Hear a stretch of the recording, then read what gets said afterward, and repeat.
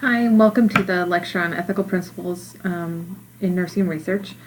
I'm taking off from where we finished in class on Tuesday. The ethical principles that we'll discuss that guide ethical research are the respect for persons, the principle of beneficence, and the principle of justice. The 5 human rights that require protection for individuals are the right to self-determination, the right to privacy, right to anonymity and confidentiality, the right to protection from discomfort and harm, and the right to fair selection and treatment. These 5 human rights are required and protected in human research. So that means that individuals or participants have the right to determine whether they participate or not, to have their privacy maintained, to remain anonymous and their information generated from the study confidential, to be protected from discomfort and harm, and to have fair selection and treatment within the study. The right to self-determination provides an individual with the freedom to conduct their life without control. That means, in relation to research, that participants should be allowed to choose whether to participate in the study, but more importantly, to withdraw from a study at any time. Violations of the right to self-determination would be if researchers coerced their participants with threat or with a threat of harm or reward, if there was data collected in a covert way, or if subjects were somehow deceived in the either conduction of or the results of a study. The right to self-determination. This is important because those that do not have the ability to make decisions for themselves, namely either people with mental illness or diminished mental capacity, they require an additional protection of self-determination because they are not able to provide their own consent. They are particularly susceptible to coercion and deception. So when you think of someone like a prisoner or a person with diminished mental capacity, they may be, they need additional protections within the consent in order to be able to ethically participate in this study. The right to privacy. So information gathered or generated regarding a participant's attitude, belief, behaviors, opinions, or records would need to be protected. And researchers in their studies should disclose how they protect that information.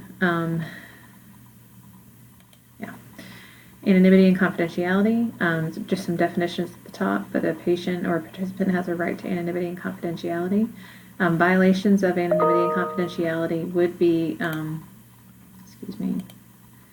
would be if a person that was unauthorized somehow got the information from the study, or if the identity of a participant was disclosed. When we talk about discomfort and harm, there are various levels of discomfort and harm. So the lowest level would be no anticipated discomfort and harm, and the highest would be risk of permanent damage.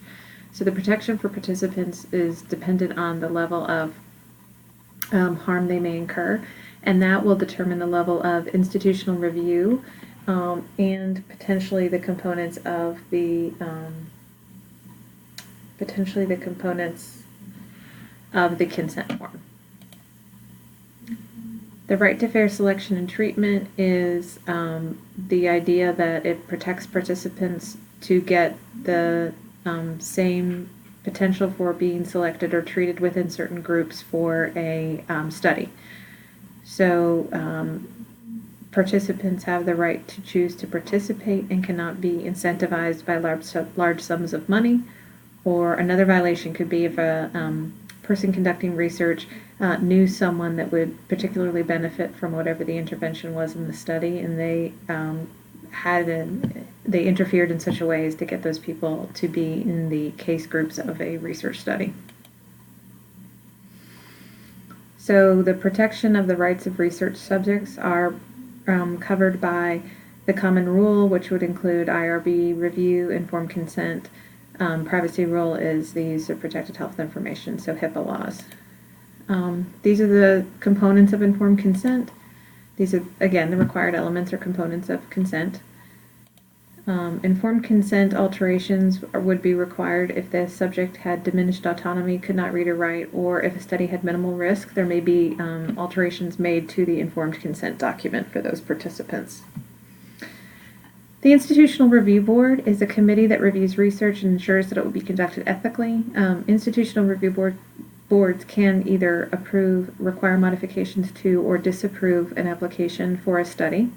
So what happens is researchers would submit an application to the IRB in order to conduct a study. Researchers should denote in the article that they acquired IRB approval. There are institutional review boards within universities, hospitals, corporations, healthcare organizations, so individuals would need to go to their corresponding board for approval. The board is composed of at least 5 members of various backgrounds, 1 member with scientific expertise, 1 without, and then a member without affiliation to the institution of the board. There are various levels of review conducted by IRB. Exempt review by IRB would be a study that posed no apparent risk to the participants or subjects. Expedited review by IRB would be a study that had some risk but minimal to the participants or subjects, and full level review of the IRB would be a study that included greater than minimal risk to the participants or subjects.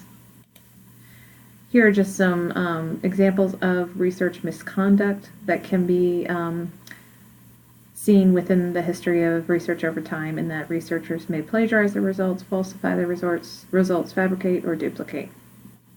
Thank you for listening.